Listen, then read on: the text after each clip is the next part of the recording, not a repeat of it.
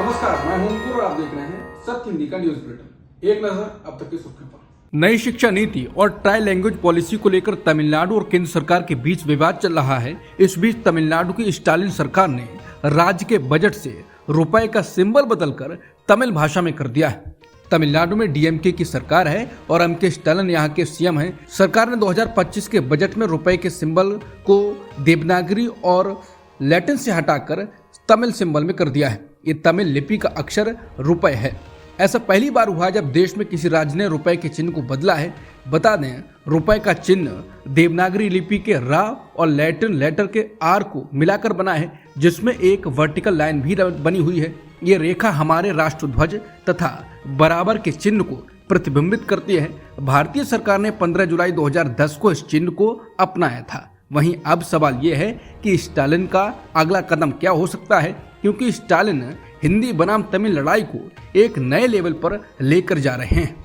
भाजपा तमिलनाडु के अध्यक्ष के अन्नामलाई ने ट्वीट करके स्टालिन को स्टूपिड कहा है। उन्होंने लिखा कि रुपए के ऑफिशियल सिंबल को तमिलनाडु के रहने वाले थिरुउदय कुमार ने डिजाइन किया था। ये डीएमके के पूर्व विधायक के बेटे हैं। तमिल द्वारा डिजाइन किए गए इस रुपए के प्रतीक को पूरे भारत ने अपनाया, लेकिन डीएमके सरकार ने राज्य बजट में इसे हटाकर मूर्खता का परिचय दिया है। तमिलनाडु के मुख्यमंत्री एमके स्टालिन के एक प्रतिनिधि मंडल तेलंगाना पहुंचा। ये लोग परिसीमन के मुद्दे पर बुलाई गई मीटिंग के लिए तेलंगाना के सीएम रेवंत रेड्डी को आमंत्रित करने पहुंचे। वहीं प्रतिनिधि मंडल से मिलने के बाद तेलंगाना के मुख्यमंत्री रेवंत रेड्डी ने कहा कि बीजेपी एनडीए के नेतृत्व वाली केंद्र सरकार दक्षिण भारत के राज्यों के साथ साजिश कर रही है। ये परिसीमन नहीं है, बल्कि दक्षिणी राज्यों को सीमित करना है। हम इसे किसी भी कीमत पर स्वीकार नहीं करेंगे। उन्होंने कहा कि बीजेपी दक्षिण भारत के लोगों के साथ अपना स्कोर सेट करने के लिए ये सब कर रही है, क्योंकि यहाँ के लोग कभी भी बीजेपी को आगे नहीं बढ़ने देते। बीजेपी बदले की कार्रवाई कर रही है। मैं इस मुद्दे पर तमिलनाडु के मुख्यमंत्री एमके स्टालिन के साथ खड़ा हूँ। रेवंत रेड्डी ने बताया कि सीएम स्टालिन की बुलाई बैठक में शामिल होने के लिए मुझे अपनी पार्टी के शीर्ष नेतृत्व से अनुमति लेनी है, पर सैद्धांतिक तौर पर मैं स्टालिन की मांग से सहमत हूँ। होली के साथ जुमा भी शुक्रवार को ही पड़ रहा है। इस बीच संभल के बाद अलीगढ़ प्रशासन ने भी बड़ा फैसला किया है। पहले संभल में होली के दिन जुलूस के रास्ते में पड़ने वाली सभी मस्जिदों को आपसी सहमति के साथ ढकने का फैसला लिया गया।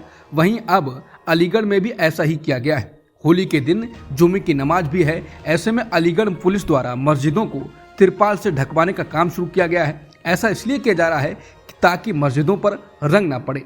वहीं अलीगढ़ में मस्जिदों के बाहर अतिरिक्त पुलिस बलों की तैनाती की जाएगी। मस्जिदों को ढकने का फोटो ट्वीट कर वरिष्ठ पत्रकार सुमन गर्ग ने कहा है कि धर्म जब आंखों पर पट्टियां चढ़ा लेता है तो धार्मिक स्थल भी सहम कर अपने आप को ढक लेते हैं। होली साल में सिर्फ एक दिन आती है, जुमा साल में 52 बार आता है। संभल के पुलिस सीईओ अनु चौधरी के इस बयान के बाद संभल की होली पर पूरे देश की नजरें टिकी हैं। लगातार तनाव की स्थिति न बन जाए, इसकी आशंका है।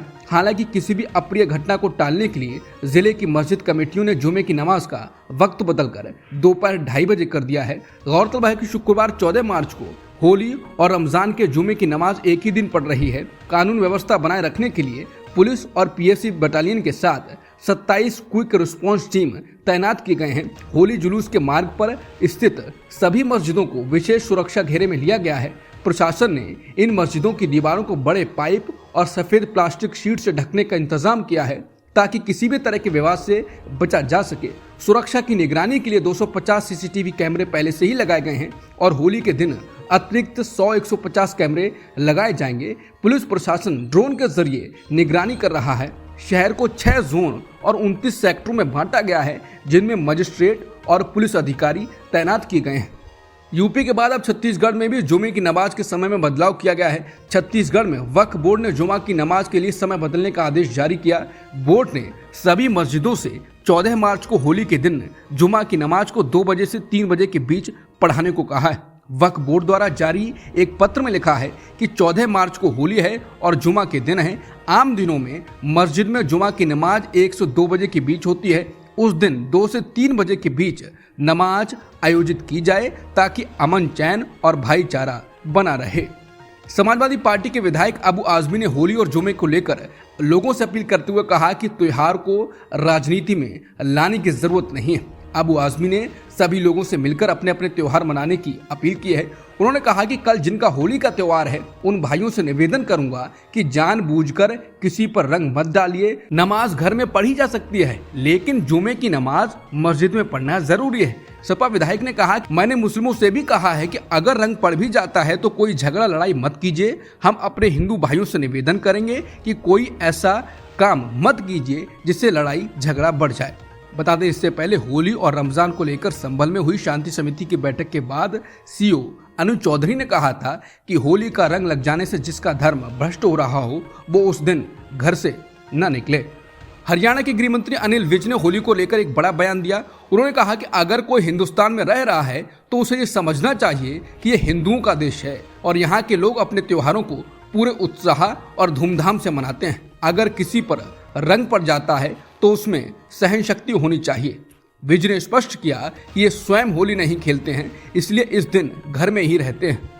महाराष्ट्र के राहत और पुनर्वास मंत्री मकरंद जादव पाटिल ने कहा, ये आंशिक रूप से सच है कि राज्य में पिछले 56 महीनों के दौरान औसतन 8 किसानों ने हर रोज आत्महत्या की है। ये चौंकाने वाला खुलासा विधान परिषद के बजट सत्र में किसानों की आत्महत्या पर पूछे गए एक सवाल के जवाब में हुआ। इस आंकड़े ने महाराष्ट्र में किसानों की दुर्दशा को लेकर चिंताएं बढ़ा दी हैं।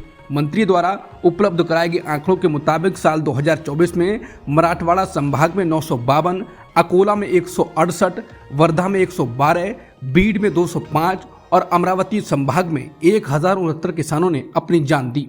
मंत्री ने बताया कि 1 जनवरी से 31 दिसंबर 2024 के बीच छत्रपति संभाजीनगर डिवीजन में 952 किसानों ने आत्महत्या की। इनमें से 707 को सरकार की ओर से सहायता दी जानी थी। 433 मामलों में मदद दी भी गई। वहीं बीड जिले में 167 मामलों में सहायता के लिए मंजूरी दी गई थी और 108 मामलों में आर्थिक मदद दी गई। अमरावती डिवीजन में 441 मामलों में सहायता दी जानी थी, लेकिन 332 को ही मदद मिल पाई। केरल में महात्मा गांधी के पोते तुषार गांधी के साथ आरएसएस के लोगों ने धक्का मुक्की की। तुषार गांधी ने सिर्फ ये कहा था कि आरएसएस कैंसर की तरह है जो देश की आत्मा में फैल रहा है। इस पर आरएसएस और बीजेपी कार्यकर्ताओं ने खूब शोर मचाया और उनके साथ बदसलूकी की। यह घटना तिरुवनंतपुरम जिले के नियातिनकारा में बुधवार शाम को हुई। इससे वहां कुछ देर के लिए तनाव भी बना। कांग्रेस ने एयरटेल और जियो के स्टारलिंक के साथ साझेदारी करने की घोषणा पर पीएम मोदी पर सवाल उठाया। कांग्रेस ने दावा किया कि ये करार प्रधानमंत्री मोदी द्वारा कराए गए हैं ताकि अमेरिकी राष्ट्रपति डोनाल्ड ट्रंप का सद्भाव हासिल किया जा सके। जयराम रमेश ने कहा कि मात्र 12 घंटों के भीतर एयरटेल और जियो ने स्टारलिंक के साथ साझेदारी की घोषणा कर दी। ऐसा लगता है कि भारत में स्टारलिंक के प्रवेश पर उनकी सभी आपत्तियां दूर हो गई हैं, जिसके बारे में वो काफी समय से आवाज उठा रहे थे। ये पूरी तरह से स्पष्ट है कि इन साझेदारियों को किसी और ने नहीं बल्कि खुद प्रधानमंत्री ने स्टारलिंक के मालिक एलन मस्क के माध्यम से राष्ट्रपति ट्रंप के साथ अच्छे संबंध हासिल करने के लिए तैयार किया है। जयराम रमेश ने लिखा कि लेकिन कई सवाल बने हुए हैं। शायद इसका सबसे महत्वपूर्ण सवाल राष्ट्रीय सुरक्षा से जुड़ा हुआ है। राष्ट्रीय सुरक्षा की जरूरत होने पर कनेक्टिविटी को जारी रखना या बंद करने का अधिकार इसके पास होगा।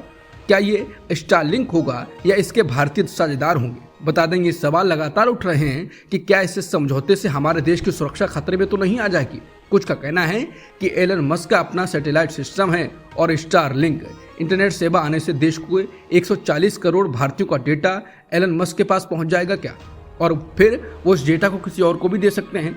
वहीं यूक्रेन के राष्ट्रपति जेलेंस्की से जब ट्रंप की बहस हुई उसके बाद मस्क ने यूक्रेन को इंटरनेट बंद करने की धमकी दी थी। मस्क ने कहा था कि अगर उन्होंने यूक्रेन में अपना स्टारलिंक इंटरनेट सिस्टम बंद कर दिया तो यूक्रेन की डिफेंस लाइन ढह जाएगी।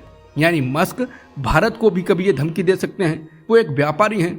बीजेपी ने दिल्ली विधानसभा चुनाव में राज्य के गरीब परिवारों को होली और दिवाली पर एक मुफ्त सिलेंडर देने का वादा किया था। होली का त्योहार आते ही आम आदमी पार्टी अब इस मुद्दे पर बीजेपी को घेर रही है। आप कार्यकर्ताओं ने गुरुवार को भी इस मुद्दे पर बीजेपी की दिल्ली सरकार के खिलाफ प्रदर्शन किया।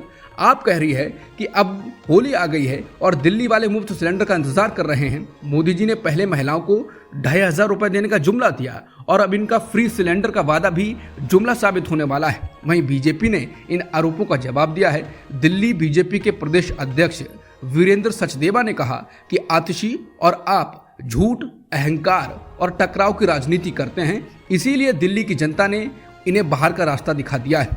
अब इन्हें सिलेंडर की चिंता हो रही है। मैंने बताना चाहता हूं कि बीजेपी ने संकल्प पत्र में जो लिखा था वो हमारी प्रतिबद्धता है और हम उसे पूरा करेंगे। रूस ने पिछले सप्ताह कुर्स्क के रूसी क्षेत्र में यूक्रेनी सेना को उनके कब्जे वाले इलाके से बाहर खदेड़ दिया, जिसके बाद ये सवाल उठने लगा कि क्या एक सप्ताह तक अमेरिकी खुफिया सूचनाओं पर रोक लगाने से रूसी जवाबी हमले में कोई मदद मिली। हालांकि अब अमेरिका ने कहा है कि उसने मंगलवार रात को यूक्रेन के साथ खुफिया जानकारी साझा करने और सैन्य सहायता बहाल कर दी है। वहीं रूस के राष्ट्रपति व्लादिमीर पुतिन ने कुर्स्क क्षेत्र का दौरा किया। रूस यूक्रेन युद्ध शुरू होने के बाद इलाके का ये उनका पहला दौरा है। रूस के चीफ ऑफ जनरल स्टाफ ने कहा कि इलाके की 1100 वर्ग किलोमीटर जमीन को यूक्रेन के कब्जे से छुड़ा दिया गया है। रूसी मीडिया रिपोर्ट्स के मुताबिक पुतिन ने अपने दौरे में अपनी सेना से कुर्स्क क्षेत्र को पूरी तरह आज़ाद कराने को कहा है। बता दें, रूस के कुर्स्क इलाके में अगस्त 2024 में यूक्रेन ने घुसपैठ की थी और काफ़ी बड़े क्षेत्र पर कब्जा कर लिया था। उसके बाद रूस ने यहाँ से हजारों लोगों को निकाल लिया था। अब तक की सुर्खियों में इतना ही। बाकी खबरों के लिए बने रहिए सत्यहिंदी.com के साथ। Copyright disclaimer under Section 107 of the Copyright Act 1976. Allowance is made for fair use for purposes such as criticism, comment, news reporting, scholarship, and research. Fair use is a use permitted by copyright statute that might otherwise be infringing.